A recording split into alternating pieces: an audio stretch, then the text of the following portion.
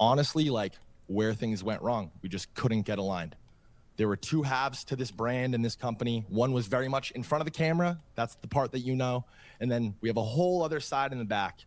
And that's where over the last few months, like I have to just fully take accountability and just accept the fact that that's where I went wrong in this. That's where I f***ed up.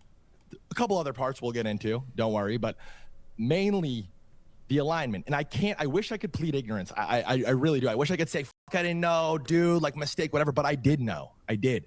My entire career, I've ignored contracts and deals. I've signed bad deals. I've been f***ed over. I haven't paid attention to this boring stuff because that's not me. That's not for me. But I assumed this role as CEO. I sold the boys a dream on FaZe being the biggest thing ever. And we succeeded. We succeeded on the vision. Everybody's much better off because of it. And it's just a shame. Like I said last time, I mean, chat, I met with them a year and a half ago. And I told them that they would have to monetize, one, and two, they would have to find a way to make the FaZe guys and make it help FaZe. The FaZe guys help themselves with FaZe, but they didn't help FaZe. Like the way that works is simple.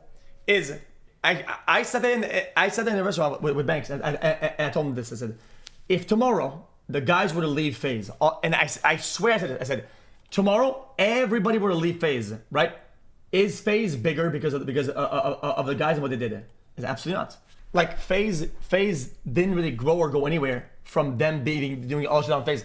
It didn't bring the brand anywhere. Like it's a layer that doesn't cement itself. It's a layer that comes on and comes off. Now tell me that this gave a FaZe clan the brand and their Twitter and their teams on esports and the things that give them money. Now prove to me that the FaZe guys helped FaZe and the brand get more money and get more things going on with their brand and actually made them profitable. Absolutely not. There's nothing. Zero.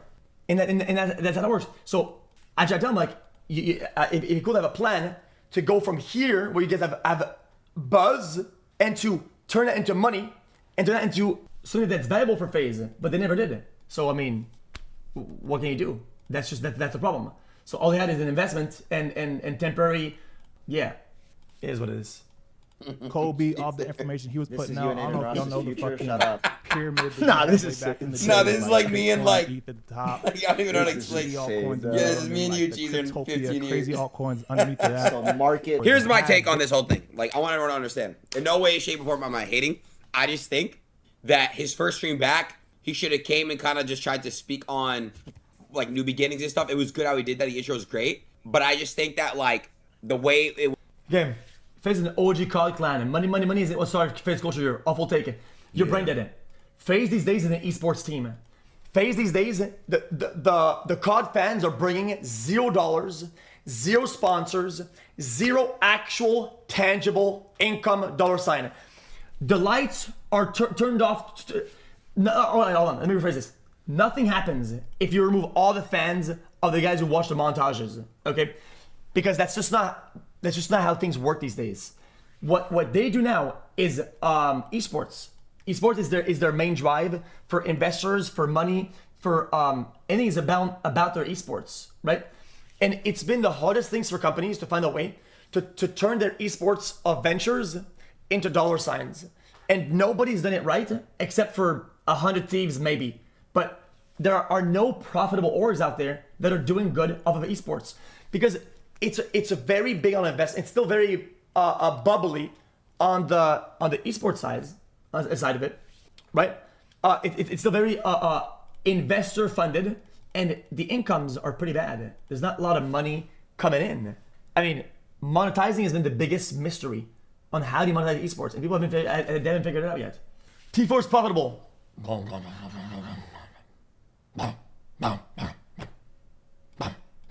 Was launched. People now have this misconception that like because of the last shit that happened that made them fall out. That's the problem, right? Like that's the problem. That's the issue. So I think it could have waited. He was putting out on. I'm gonna have a take that's gonna be true in 10 years, and people are gonna say, "Wow, he was right," and I'm gonna get shit on this for the next 10 years. Ready? The real take is that esports is complete dog shit. Gamers don't spend. Gamers don't care. And even if the gamers were to care, in a month, the game will change and a patch will come in and they're gonna watch something else. And they're gonna care about something else. And they're gonna move on. And all the money that's been invested into those franchises and these teams and the assets and the offices and the rooms and the chairs and the tables and the whatever, right? All that money will go nowhere. And the reality is that esports need to explode and die again and go back to being grassroots where people only put $1 in if there's $1 that's going to come back. Because that's what kind of needs to happen. Like, you don't need to have these massive productions, huge mega stage, world stage.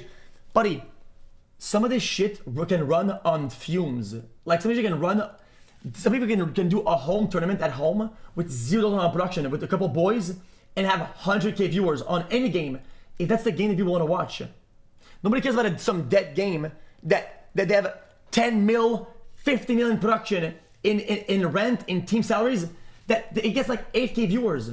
Buddy, it needs to go back to being close to what the people watch, what they want, and how much money there is. But now it's all like investor fuel, and it's been like this. Yeah, it is what it is. So I think esports need to I heard that blow up again.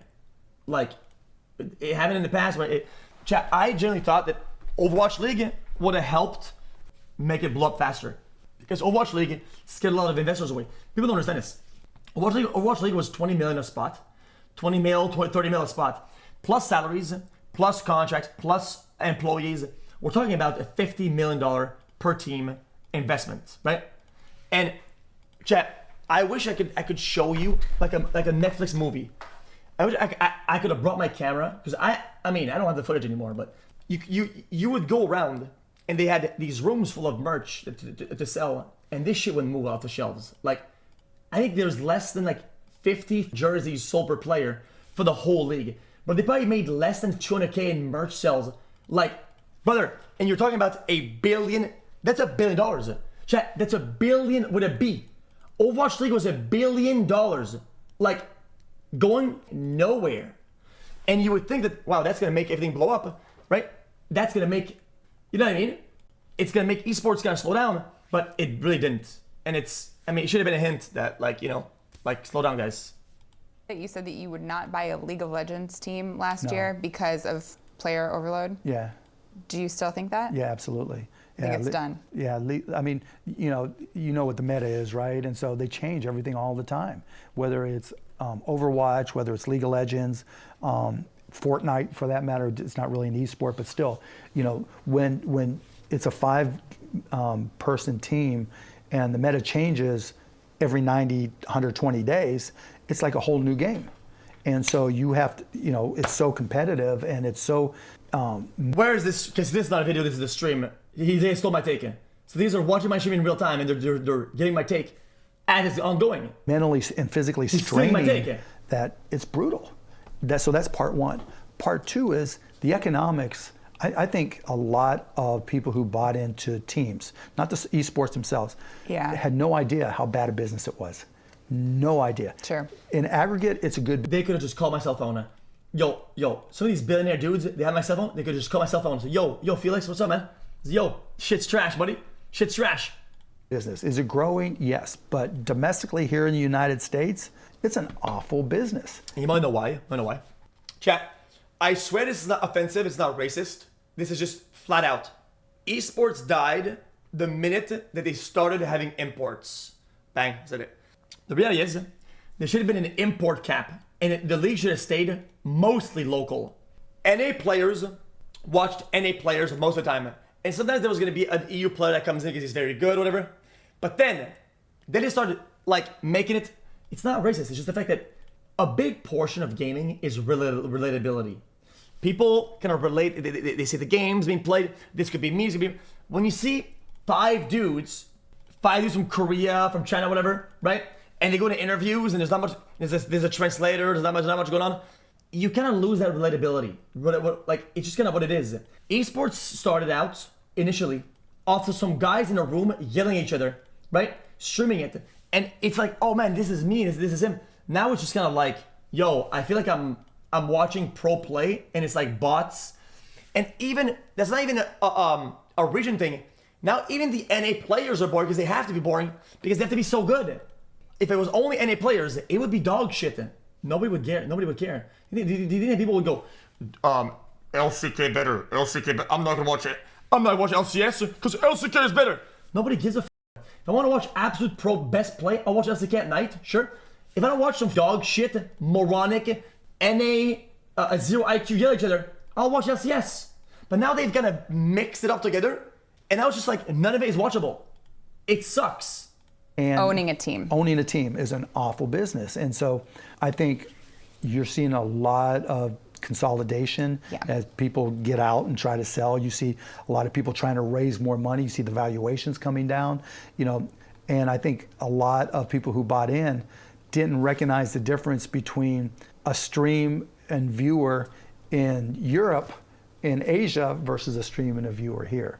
I mean, you read Esports Observer and you see all the Twitch numbers and everything, and you see the aggregate hours. And what was it? Even with Overwatch League, 300-some thousand maximum global viewers. I forget the exact number.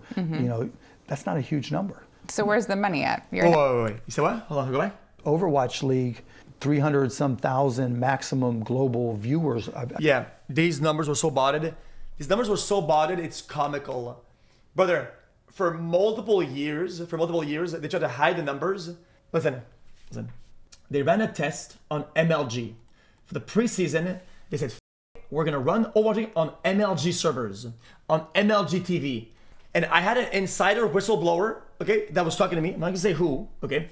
And he told me the numbers of how many people were actually watching it. And I went, yo. Chat, I had already signed the contracts to play in the Watch League. When I heard that, I was like, I already started to organize my exit. Chat, I was already organizing how I was going to exit out of Overwatch League and save myself, because how again am I going to market myself as a 10K Andy to a 14K Andy stream? Like, how does it make sense for me to be a player and a brand, market myself? You know what I mean? It doesn't make sense.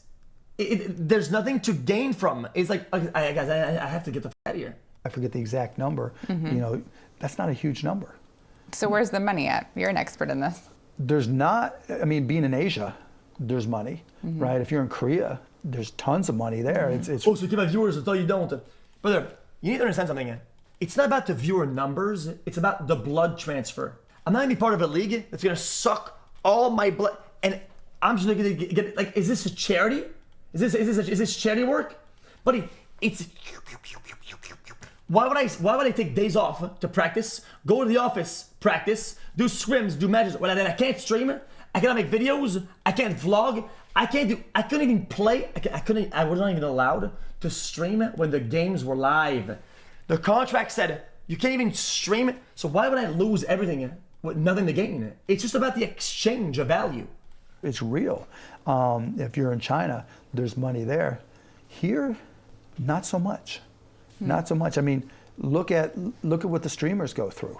I mean, Ninja kills it, right? Yeah, they make a lot of money. Yeah, he makes a ton of money, but he went to Mixer because to make that money, you got to stream 10 hours a day and not have a life.